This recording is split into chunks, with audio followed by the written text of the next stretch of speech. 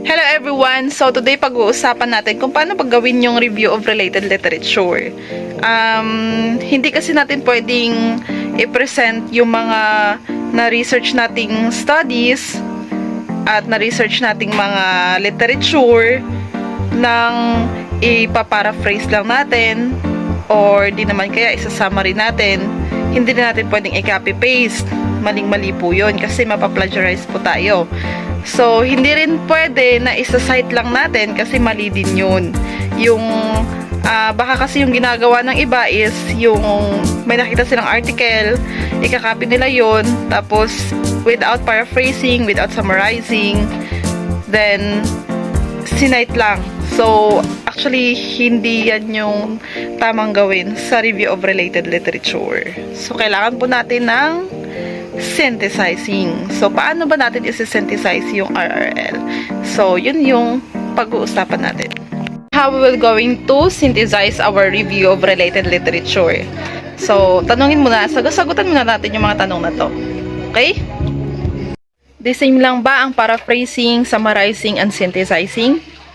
Yan yung pag-uusapan natin. Kasi, kailangan nating malaman yan para alam natin kung paano ba or ano ba ang ibig sabihin ng synthesis.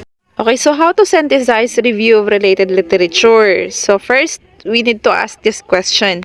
Is synthesizing similar to summarizing and paraphrasing? So parehas lang ba na nagsasummarize kayo or nagpaparaphrase kayo?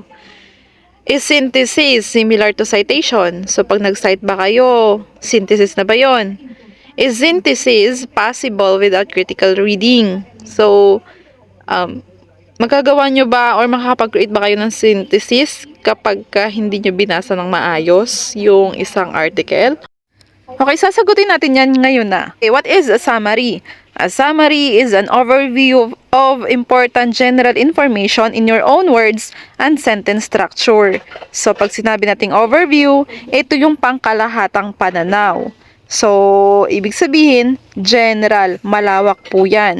Okay, next is paraphrase. So, a paraphrase is an articulation of a specific passage or idea in your own words and sentence structure. So, pag sinabi nating articulation, yun yung inulit lang natin yung sinabi nung article or ng author. So, kaso lang, tinranslate lang natin to our own words. So, that is paraphrasing. Okay, now synthesis. Synthesis is the new interpretation of summarized or paraphrased details in your own words and sentence structure. In research definition, it is a process of combining the results of multiple primary research studies aimed at testing the same conceptual hypothesis. So, in short, yung combination ng summary, ng paraphrase na article, plus connection nun sa study, that is synthesis.